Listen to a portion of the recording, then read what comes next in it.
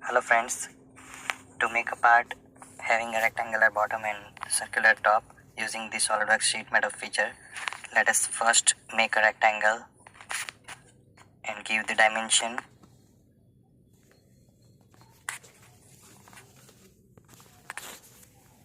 Then we have to provide a small gap to make any sheet metal part. So let us trim the rectangle and give the dimension of that gap, say for example 0.5 mm.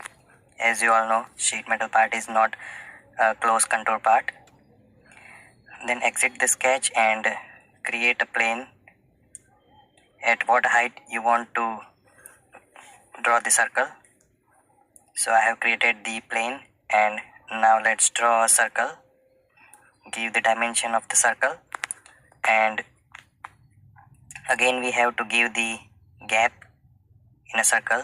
So using the old sketch reference, I am drawing the two lines and giving the gap in the circle as well.